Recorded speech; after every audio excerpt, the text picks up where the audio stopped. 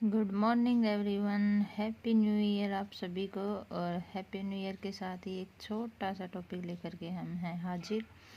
करते हैं शुरुआत। आज का हमारा छोटा सा एक पॉइंट टॉपिक है प्रीपोजिशन। क्या है प्रीपोजिशन? देखिए, प्रीपोजिशंस की डेफिनेशन देखते हैं हम पहले।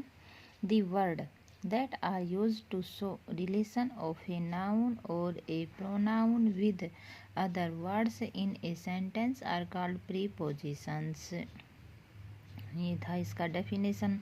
देखिए, हिंदी अनुवाद करना वैसे ठीक है, लेकिन इंग्लिश में हिंदी का थोड़ा सा कम ही शो होना चाहिए, है ना। और देखिए, अब ये हमने प्रीपोजिशन देखा कि दी वर्ड ऐसे शब्द जो किसी दूसरे शब्द के साथ संज्ञा और सर्वनाम के साथ एक दूसरे से खुद का रिलेशन अर्थात संबंध दर्शाते हैं, वही क्या है, प्रीपोजिशन कहलाते हैं। अब हम कुछ थोड़ा सा प्रीपोजिशंस का एग्जाम्पल देखते हैं। जैसे कि फर्स्ट एग्जाम्पल है, my uncle start at 7:30 AM। मेरे जो अंकल हैं वो 7:30 बजे स्टार्ट करते हैं, यानी कोई my school start at 7:30 AM। मेरा जो स्कूल है वो 7:30 बजे शुरू होता है। तो यहाँ पर एट प्रीपोजिशन का यूज किया गया है, क्योंकि जो स्कूल है वो फिक्स स्थान है और इसीलिए यहाँ पर एट प्रीपोजिशन का यूज किया गया है। सेकंड है, ए girl is studying after 9 o'clock। A girl is standing after 9 o'clock। लड़की क्या कितने बजे, 9 बजे से या 9 बजे के बाद से पढ़ रही है। नेक्स्ट है, the boy distribute sweets among the children. देखो, दी बॉयज बच्चों ने या लड़कों ने डिस्ट्रीब्यूट बांट दी है दी स्वीट्स अमोंग दी चिल्ड्रन। बच्चों के अंदर मिठाइयाँ बांट दी गई हैं। देखिए, जब दो बच्चों के बीच में बांटी जाती हैं तो आता है बिटवीन, और दो से ज़्यादा के बीच में बांटी जाती है तो क्या आएगा, अमोंग। क्या आएगा, अमंग। जब दो बच्चों के बीच में बांटी जाएंगे तो बिटवीन का यूज करेंगे, और दो से ज़्यादा के लिए अमंग का यूज करेंगे। A girl is standing between the two boys. एक लड़की दो लड़कों के बीच में खड़ी है। तो यहाँ पर बिटवीन का यूज है। किसका है, बिटवीन का, क्योंकि देखिए ये लड़की है और ये दो लड़के हैं, छोटे बच्चों को समझाने के लिए, इसलिए यहाँ पर बिटवीन का यूज किया गया है। दो से ज़्यादा के लिए अमंग का यूज करते हैं।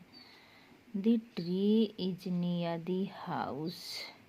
नियर द ट्री, पेड़ घर के पास है, तो नियर प्रीपोजिशन है जो ट्री और हाउस दोनों के बीच जो रिलेशन है उसे शो कर रहा है। ठीक है। The boy walks in the morning.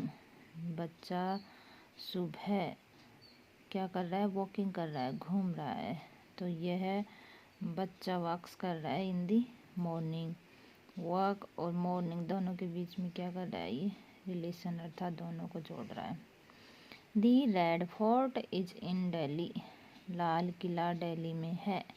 तो यहाँ पर रेड फोर्ट के लिए क्या आया है, इन माने दिल्ली में है, तो इसलिए यहाँ पर इन प्रीपोजिशन का यूज किया है।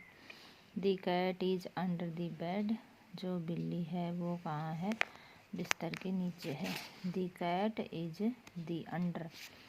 अंडर है किसी चीज़ के नीचे, पूर्ण रूप से छुपी हुई, तो जो बिस्तर है, बेड है, उसके अंदर कवर है कौन, बिल्ली, इसीलिए यहाँ पर आया है अंडर। नेक्स्ट है, दी गिलास इज ऑन दी टेबल।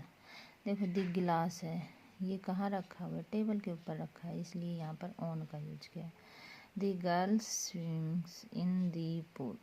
लड़की तालाब में तैर रही है, तो यहाँ इन दी पूल के लिए इन का यूज किया है। The fruits are in the basket. यहाँ पर टोकरी में क्या है, फ्रूट है, इसलिए इनका यूज किया है। The shop is beside the road. Shop कहाँ है, दुकान कहाँ है, रोड की तरफ, इसलिए यहाँ पर बिसाइड का यूज हुआ है।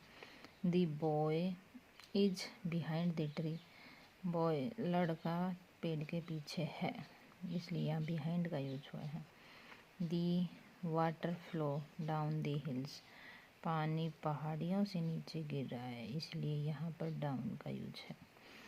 It has been raining since morning, आज सुबह से बारिश हो रही है, इसलिए सिंस का यूज हुआ है। We will finish our task by Sunday, हम संडे तक हमारा काम कंप्लीट कर लेंगे, ये इसलिए यहाँ पर बाई का यूज हुआ है।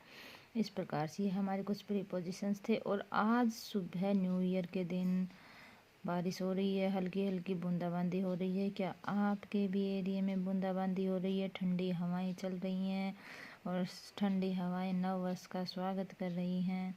और ऐसे ही हम नए वर्ष में नई शुभकामनाएं, नया वर्ष मंगलमय हो सबके जीवन में, सबके जीवन में ढेर सारी खुशियाँ आएँ और सबके आप अपने जो जो एम हैं वो सब को प्राप्त हो जाएं। ऐसी ही हमारी मनोकामनाएं हैं आप सभी के साथ।